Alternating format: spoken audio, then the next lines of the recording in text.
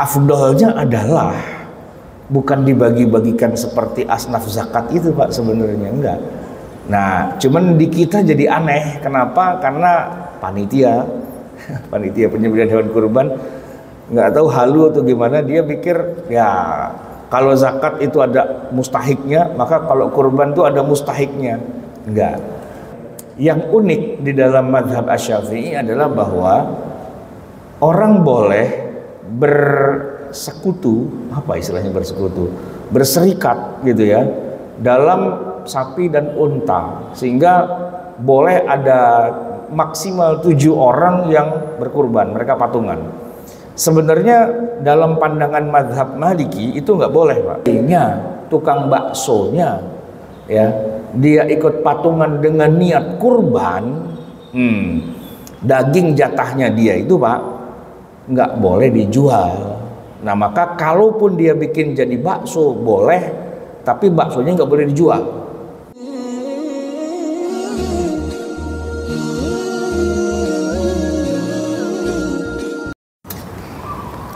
Bismillahirrahmanirrahim. Assalamualaikum warahmatullahi wabarakatuh. Alhamdulillah alladzi bi ni'matihi tatimmus shalihat. Allahumma shalli wa sallim wa barik ala sayyidina Muhammad wa ala alihi wa sahbihi ajma'in, amma ba'du. Jamaah yang dirahmati Allah, ibadah dalam bentuk menyembelih hewan sebenarnya bukanlah ibadah yang baru. Nabi Muhammad itu bukan orang yang pertama kali mengajarkan ibadah penyembelihan, tetapi sudah ada dan usianya itu seusia manusia juga, yaitu jauh sebelum Nabi Ibrahim. Bahkan sudah ada kisah 2 orang anak Adam yang Allah perintahkan mereka untuk berkorban. Jadi di dalam surat Al-Maidah itu Allah bilang, watlu alaihim naba abnai adama idh qarraba qurbanan. Ceritakanlah tentang 2 orang anak Adam ketika mereka qarraba, melakukan taqarrub, mendekatkan diri pada Allah dengan cara mempersembahkan kurbanan. Jadi kata kurban itu Pak ada di dalam Al-Quran. Hanya saja memang secara teknis kurbannya masih belum sama dengan kita. Kalau di masa itu Kabil, Habil itu berkurban sesuai dengan harta yang mereka punya. Riwayat di dalam banyak tafsir itu menyebutkan Qabil itu petani, jadi dia kurban dengan hasil pertanian. Kan kalau di kita nggak boleh Pak, kurban dengan hasil panen itu nggak bisa. Tapi ya ceritanya begitu, dengan serumpun gandum dia persembahkan sebagai pengorbanan. Nah Habil itu dengan seekor kambing karena dia peternak.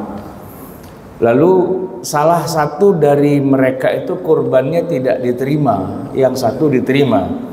Fatuqubbila min ahadihima walam yutaqabbal minal akhar. Diterima yang satu nggak diterima. Nah dalam tafsir itu disebutkan yang punya Habil itu yang diterima. Nah cara diterimanya itu yang unik, yaitu Allah turunkan api. Riwayat lain menyebutkan kilat, jadi sambar geledek gitu, kambingnya sambar geledek, angus lah, gosong gitu kan. Nah itu tanda diterimanya. Sedangkan yang si Qabil itu dia gitu-gitu aja Pak, nggak ada yang nyamber lah begitu istilahnya. Nah itu sejarah paling awal tentang mendekatkan diri pada Allah dengan kurban, diterima tidak diterima. Dan kalau kita bandingkan dengan zaman Nabi Ibrahim, maka di zaman Nabi Ibrahim sudah tidak ada kurban yang dalam bentuk hasil panen, harus berupa hewan yang itu juga harus dengan cara sembelihan, disembelih. Bukan cuma taruh di lapangan tungguin sambar geledek, enggak disambar-sambar Pak kalau begitu caranya. jadi disembelih gitu.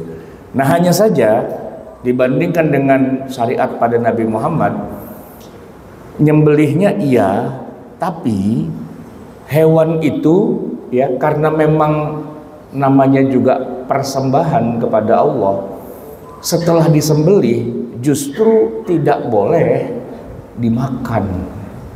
Jadi kalau ada pertanyaan gini, kenapa Nabi Ibrahim habis nyembelih itu nggak bagi-bagiin kupon? Ternyata bukan apa-apa, ya karena memang haram, nggak boleh dimakan. Daging apaan nih? Kurban. Ya kurban dibagi-bagiin, haram lagi dimakan, nggak boleh gitu Pak. Daging kurban itulah daging yang tidak boleh dimakan, karena itu sudah ya istilahnya udah dipersembahkan kepada Allah, maka haram hukumnya dimakan di zaman Nabi Ibrahim. Kira-kira kalau kita bandingkan nih Pak, banyak di agama-agama di luar Islam ya, di luar agama Ibrahimiyah, Islam, Yahudi, Kristen kan ada kayak Hindu, Buddha dan sebagainya, kan mereka juga ada apa sacrifice gitu, jadi memberikan pengorbanan. Nah itu kalau dipersembahkan kepada apa itu dewa atau apa siapalah begitu kan, itu kan nggak boleh dimakan juga karena sudah diberikan kepada dewa gitu kan. Nah di zaman Nabi Ibrahim itu begitu, dan para nabi dan rasul semuanya itu dapat perintah. Makanya di dalam Al-Quran ada disebutkan inna sholati wa nusuki, semuanya sholatku dan nusukku. Nusuk itu ya nyembelih hewan begitu. Lillahi rabbil alamin, hanya untuk Allah, jadi nggak boleh dimakan. Kalau cara orang Betawi Pak, lu kurban lu makan sendiri, borok sikut itu namanya, nggak boleh gitu ya. Nah tapi kemudian masuk di era zaman Nabi Muhammad Sallallahu Alaihi Wasallam, ya ada kan namanya syariat selalu diupdate terus apa Allah gitu ya. Nah ini yang sempurnanya adalah nanti ketemu di dalam surat Al-Hajj, fakulu minha wa at'imul qani'a wal mu'tar, makanlah kamu wahai orang yang nyembelih. Nah ini kan agak beda prinsip lah dengan syariat pada zaman-zaman sebelumnya. Allah yang punya kebijakan, Allah bikin aturan, kalian yang nyembelih fakulu minha, afdolnya kalian juga ikut makan, wa at'imul qani' wal mu'tar, dan kasih makan juga orang yang qani', mereka yang tidak terlalu butuh, dalam arti orang kaya, bukan orang miskin lah ya. Nah ini berarti bentuknya adalah hadiahkanlah begitu. Mungkin kepada orang yang lebih sejahtera dari kita, lebih kaya, orang yang mungkin nyembelih kurban juga Pak. Boleh jadi kurbannya malah lebih besar dia. Kalau kita kurbannya kambing, dia malah sapi. Bisa jadi dia lebih atasan kita lah gitu. Nah ini memang tujuannya adalah sebagaimana di dalam Al-Quran bilang, bukan dalam rangka semata-mata dibagikan kepada fakir miskin. Ada sih fakir miskin, tapi nomor 3 itu Pak. Fakulu minha, makanlah, wa at'imul qani'a, beri makan mereka yang udah makmur, udah sejahtera, hadiah jatuhnya, wal mu'tar, baru mu'tar itulah yang orang yang ya hidupnya Senin Kemis lah gitu, yang orang miskinnya. Ini tentu sangat berbeda kalau kita komparasikan gitu ya dengan ayat zakat. Kalau zakat itu Pak, dari awal memang Allah sudah pastikan asnafnya itu hanya 3. Kok ada 3? 8. Yaitu ketika Allah berfirman, innamas shadaqatu lil fuqara, hanya untuk fuqara wal masakin, orang-orang miskin, wal amilina 'alaiha, amil, wal muallafati qulubuhum, dan sampai 8. Di luar itu nggak boleh Pak. Nah sementara kalau kurban itu yang paling afdol ya, pertama yang kurban makan. Jadi afdolnya adalah bukan dibagi-bagikan seperti asnaf zakat itu Pak, sebenarnya enggak. Nah cuman di kita jadi aneh. Kenapa? Karena panitia penyembelihan hewan kurban nggak tahu halu atau gimana, dia pikir ya kalau zakat itu ada mustahiknya, maka kalau kurban itu ada mustahiknya. Enggak. Kurban itu tidak ada mustahik-mustahikan gitu. Dalam arti ya siapa saja orang boleh makan, dan afdolnya yang kurban makan dulu. Terus dia juga boleh bagi-bagi kepada siapapun sebagai hadiah. Mungkin teman, tetangga, keluarga, kerabat, siapapun, termasuk panitia boleh makan. Panitia ada dua macam, Pak. Ada panitia yang namanya doang tercantum tapi nggak pernah rapat, nggak pernah hadir, cuma pas hari rayanya doang dia datang ikut makan, boleh. Atau panitia yang emang capek berjibaku, boleh. Dan nah cuman dengan catatan begini, Pak. Hewan kurban itu silahkan kalian makan, tapi kalian tidak boleh perjualbelikan. Secara status dia sudah milik Allah. Anda kalau mau makan boleh, siapapun, muslim bukan muslim silahkan. Ya, jadi panitia nggak jadi panitia silahkan. Ya, yang kurban nama yang bukan kurban silahkan, nggak ada masalah. Tapi kalau dagingnya Anda jual, nah itu yang jadi masalah justru. Aslinya tuh kalau di zaman Nabi Ibrahim dijual nggak boleh, dimakan juga nggak boleh, pokoknya semua nggak boleh, biarin aja busuk jadi bangkai begitu kan. Nah di zaman Nabi Muhammad jangan jadi bangkai, dimakan tapi jangan dijual begitu. Nah oleh karena itulah jamaah sekalian, kita menemukan hadis di masa Nabi bahwa Nabi ketika keteteran bantuin orang nyembelihin hewan kurban, awalnya Pak, Nabi itu nyembelih sendiri kan dengan tangan beliau gitu, karena emang afdolnya yang namanya kurban itu kan ritual ibadah, kayak kita sholat kita kan ngerjain sendiri, kayak puasa kita ngerjain sendiri, ya haji gitu ya, tawaf sa'i kan kita kerjakan sendiri, bukan diwakilkan orang lain. Ya ada sih ibadah yang bisa diwakilkan kayak haji, tapi kan syaratnya orang itu udah jompo gitu misalnya, atau udah meninggal malah, itu namanya badal haji. Selagi kita masih kuat mah ngapain kita nyuruh-nyuruh orang, ya kita kerjain sendirilah, namanya ibadah melontar jamarot gitu Pak, itu kan dikerjain sendiri bukan nyuruh orang. Ya kecuali udah tua, udah jompo, udah nggak bisa ngapa-ngapain, silahkan suruh orang gitu ya. Tapi kalau masih bisa mah kerjain sendiri. Nah kurban tuh ibadah juga, bukan ngelempar, nyembelih, kerjakan sendiri gitu kan. Nah itu Nabi awalnya nyembelih sendiri Pak, cuman banyak orang lain yang minta tolong dong Rasulullah, ini kurban saya Anda dong yang nyembelihin gitu, boleh nggak sih? Boleh, tapi bolehnya karena apa? Karena mereka melihat Rasulullah kalau kurban masa iya nggak diterima. Nah, jadi mereka menganggap ini berkah nih kalau sama Nabi kan. Nabi kan orangnya baik Pak, begitu ada orang minta tolong, ya udah sini mana goloknya, saya sembelihin. Yang lain lihat pada ngiri, ya lu minta disembelihin juga, aduh banyak Pak. Lama-lama capek juga. Kebetulan ada Ali kan, Ali bin Abi Thalib itu kan sepupunya Nabi. Li, bantuin Li sini, bantuin sama Ali kan. Makin banyak aja orang pada minta disembelihin. Kata Ali, gempor juga nih kita lama-lama begini ya Rasul. Gimana dong gitu ya? Apa kita balikin aja nih kambing gitu? Enggak, udah gini aja. Udah terlanjur kita terima, kita bantuin, cuman lama-lama kita gempor. Panggil lo tukang jagal, panggil. Tukang jagal, tolong bantuin nih, ente sembelihin ya. Ntar hitung-hitungannya gampang dah, ente mau berapa duit begitu. Nah dibayarlah oleh Nabi tukang jagal itu. Dan ini yang penting Pak, jangan sampai tukang jagalnya dibayar pakai daging itu. Pak, sembelihin kambing saya, ntar jatah bapak satu paha bawa pulang, ntar jatah bapak kepala, kulit, kaki dan sebagainya. Nah itu yang nggak boleh dijadikan sebagai alat pembayaran atas jasa penyembelihan, itu yang tidak boleh. Oleh karena itu jatuh-jatuhnya Nabi tekor itu Pak. Kenapa? Tadinya mau bantuin, lama-lama jadi keluar duit untuk bayar jagal. Kenapa? Karena tidak bisa jagalnya dibayar pakai hewan itu. Nah itulah sekelumit singkat terkait dengan penyembelihan hewan kurban. Jamaah yang dirahmati Allah, sebenarnya dibandingkan dengan tujuan yang sifatnya memberi makan, tadi udah kita bahas sedikit, kurban itu lebih banyak ibadah ritualnya. Oleh karena itu Pak, nih ya, kalau kita bicara ketentuannya, kurban itu tidak sah seandainya disembelihnya sebelum sholat, harus sesudah sholat gitu kan. Idul Adha itu Pak, itu sebelum sholat dilaksanakan tidak boleh. Kalau misalnya orang nyembelih duluan gitu, ya ini kambing udah mau mati gitu ya, kita sembelih yuk.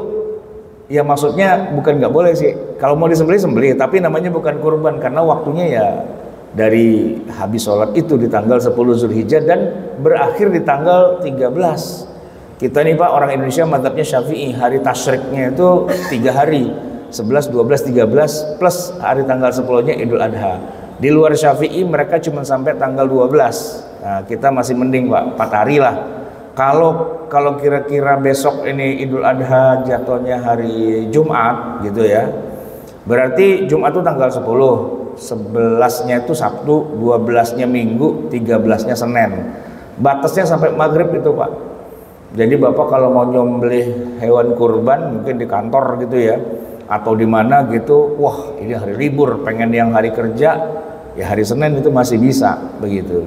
Tapi memang tetap akan lebih afdol kalau di hari haknya, di hari Jumat, walaupun mungkin kebanyakan orang akan pindahkan ke hari Sabtu karena kalau Jumat hari nanggung, habis nyembelih ya kita mau sholat Jumat begitu kan.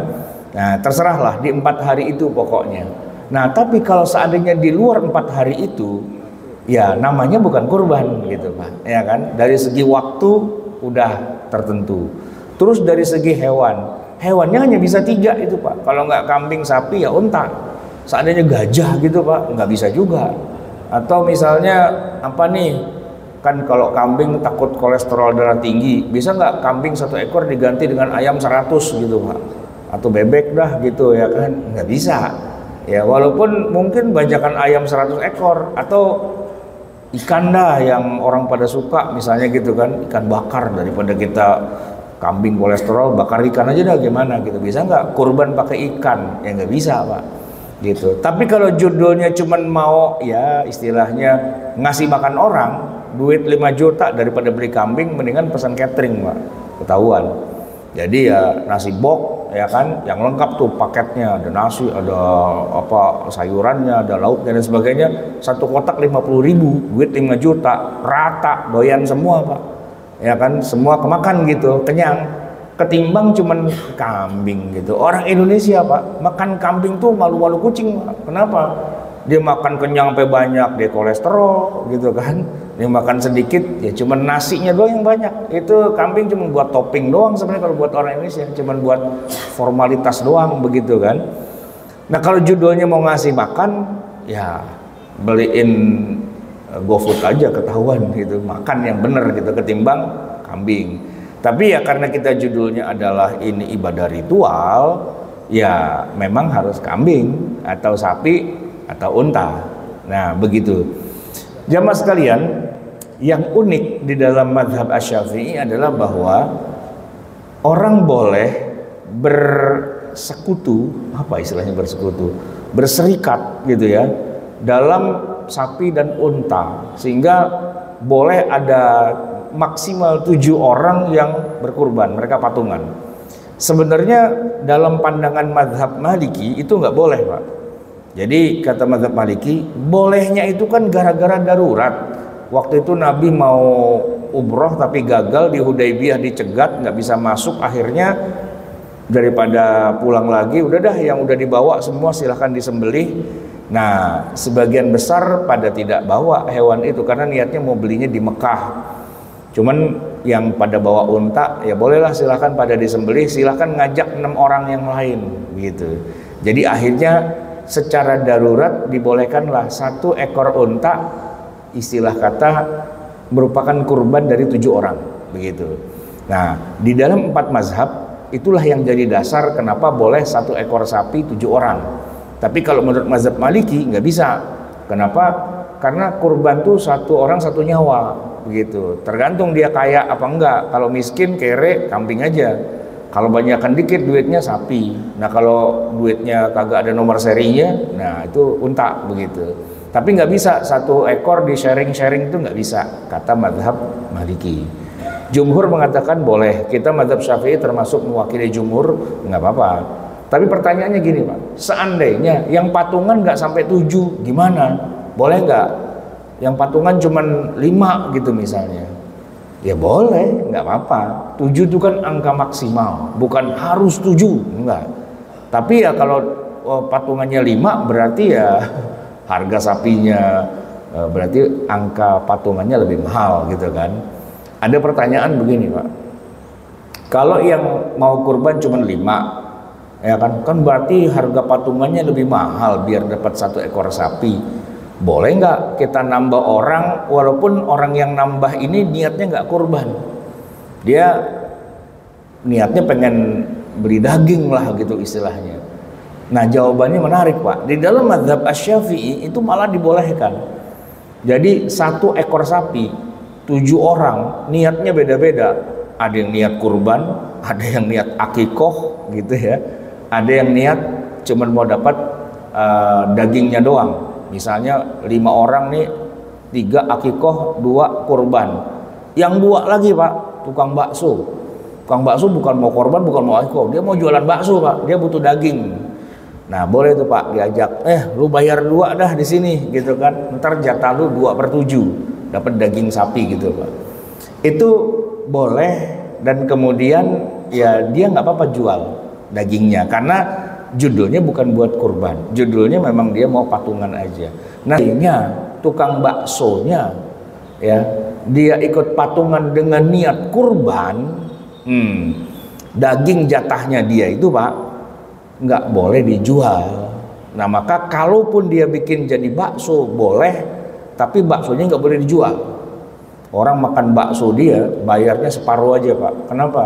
Karena dagingnya daging kurban, nggak boleh bayar. Biasa bakso semangkok 15.000, tumben jadi goceng Pak. Kenapa? Karena dagingnya daging kurban. Nah itu yang nggak boleh diperjualbelikan tuh itu. Bayar mie-nya aja, mau bayar kuahnya, mau bayar sambalnya lah begitu kira-kira. Nah jamaah yang dirahmati Allah, memang ibadah kurban ini sebenarnya bukan ibadah yang hukumnya wajib.